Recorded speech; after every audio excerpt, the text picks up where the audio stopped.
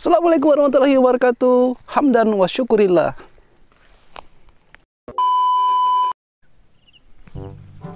Hai, what's up guys?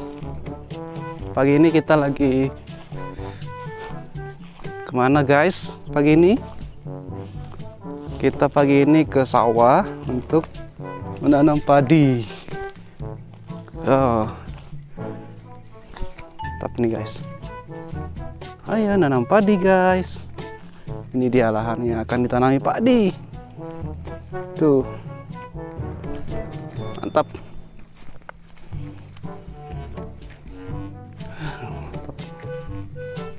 Tanam padi.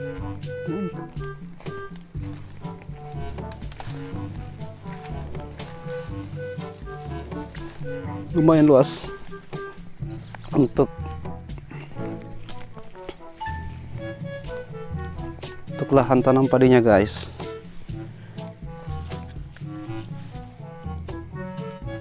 Ayo semangat, semangat.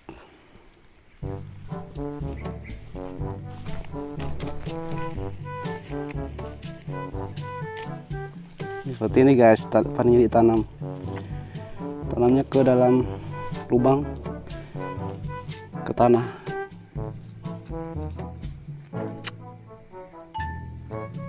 Ya, kelihatannya ini tangannya sudah lincah, lihai, seperti ini sudah berpengalaman.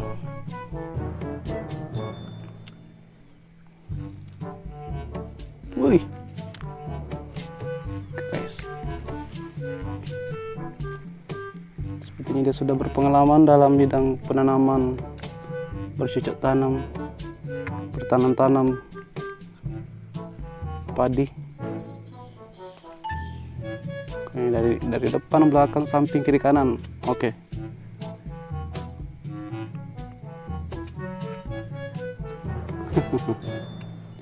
Kita nanti tanam padi, biar dulu.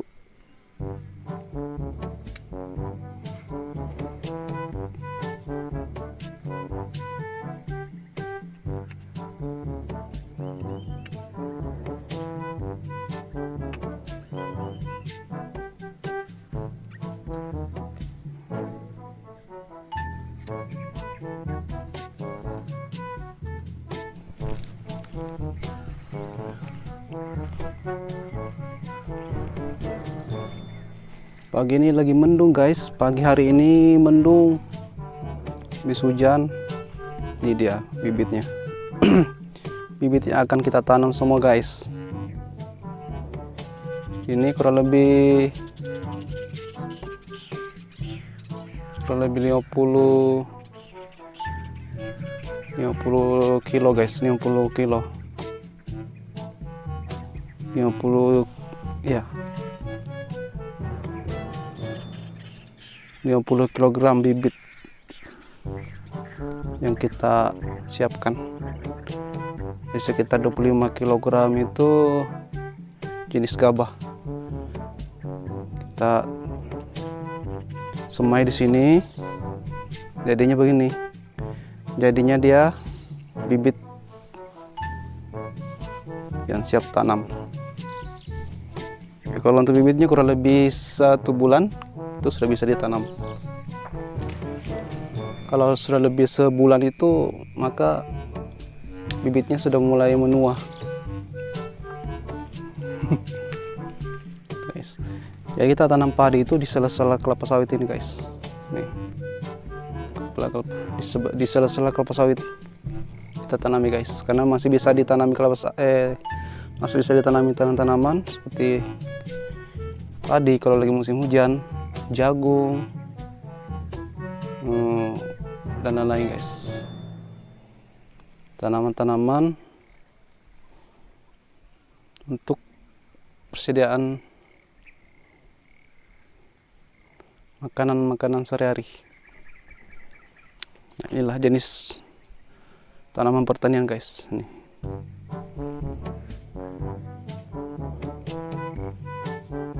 Salah satunya adalah padi. Salah satunya adalah padi. Jagung juga termasuk karena dia jangka pendek. Intinya jenis tanaman pertanian itu adalah jenis tanaman yang memiliki jangka waktu yang singkat. Maksudnya kurang lebih 3 bulan itu sudah panen. Makanya lebih kepada jangka pendek. Sedangkan jangka panjang ini seperti kelapa sawit. Nah, ini berbuahnya ini kurang lebih dari dari penyemaian bibit aja sampai siap tanam itu kurang lebih 2 tahun. Setelah itu dipindahkan ke lahan yang siap tanam itu kurang lebih 1 sampai 2 tahun. Jadi memakan waktu kurang lebih 4 tahun sampai 5 tahun untuk menunggu hasilnya. Makanya dikategorikan tanaman jangka panjang untuk jenis tanaman perkebunan karena menunggu beberapa tahun, guys. Ada lagi seperti kayak karet, pohon karet. Nah, itu beberapa tahun juga, guys. Pokoknya sejenis bahan baku seperti itu, guys. Itu memiliki atau membutuhkan waktu yang begitu panjang dalam mencapai kesuksesannya, guys, mencapai sebuah harapan yang diinginkan, sebuah harapan yang kita nanti-nanti. Makanya butuh kesabaran juga, butuh ketekunan dalam merawat dan juga menjaganya, guys. Salah satu ini adalah kelapa sawit ini, luar biasa. Kurang lebih 4 tahun baru kita menuai hasilnya, guys. Ya seperti itu memang, guys. Memang juga jangka panjang. Namun kelapa sawit ini setelah berbuah, ada istilahnya itu buah pasir. Kenapa dikatakan buah pasir? Dia itu masih buah pertama, ya masih menyentuh di tanah. Sebenarnya sih bukan tergantung dari anunya, materialnya. Kalau dia tanah berarti buah tanah. Kalau pasir berarti ada buah pasir. Mengapa dikatakan buah pasir, guys? Karena itu rapat di tanah, guys. Itu seperti itu. Jadi ada buah pasir-pasir gitu. Ya, seperti itu mungkin. Nah, biasanya proses untuk pertama kalinya itu, jadi buah pertama itu tidak langsung diambil, guys. Jadi biasanya itu ada istilahnya itu dikastrasi atau semuanya buah pertama itu dikeluarkan. Maksudnya dikeluarkan semua, digundulkan dulu kiri kanan. Seperti mana ya contohnya?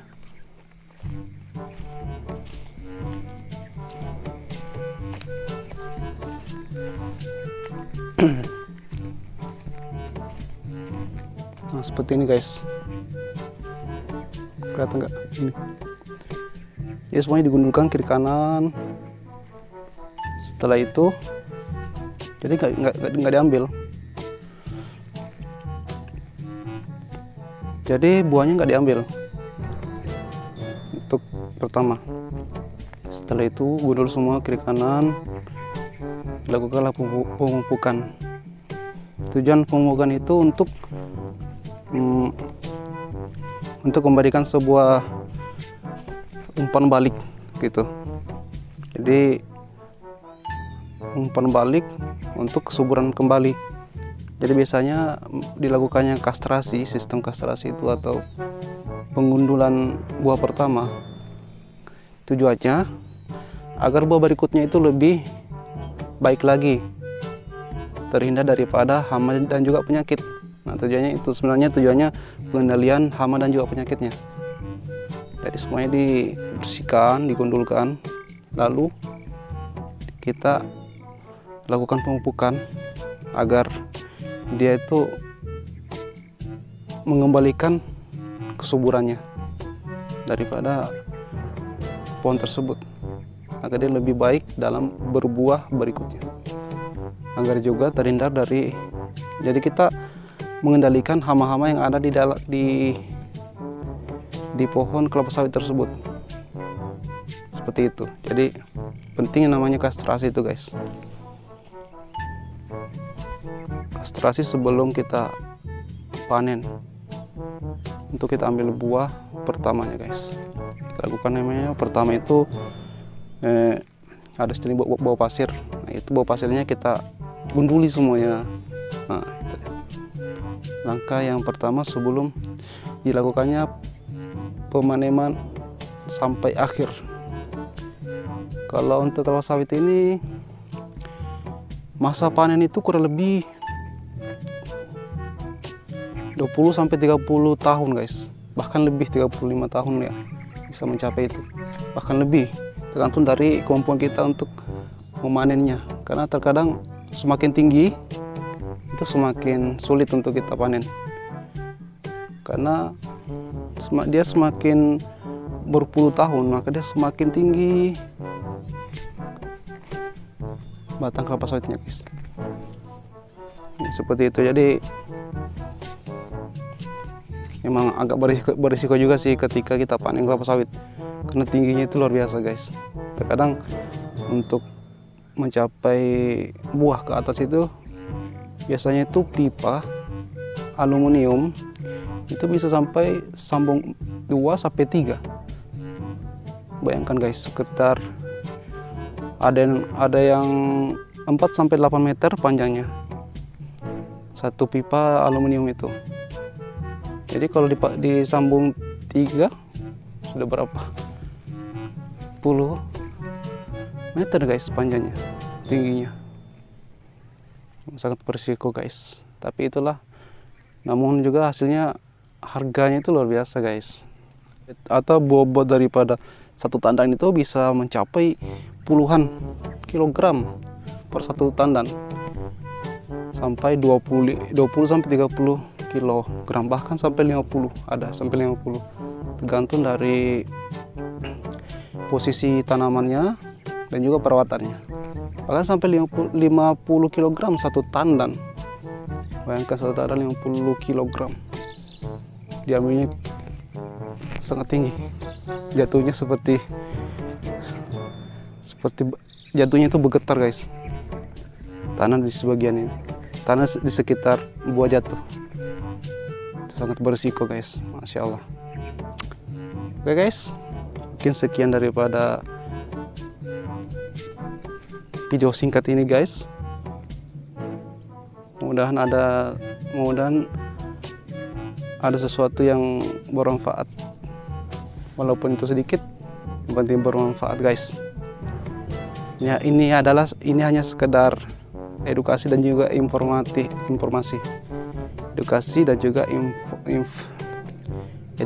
juga informasi guys, bagi kita semua guys. Oke, ikuti terus channel ini guys, dan ikuti terus channel ini guys, dan jangan lupa untuk di subscribe, di like dan share ke teman-teman kita, dan juga nyalakan tanda loncengnya guys, agar updatean video terbaru kita bisa tersampaikan kepada Anda semua. Oke, wabillahi taufiq wal hidayah. Wassalamualaikum warahmatullahi wabarakatuh.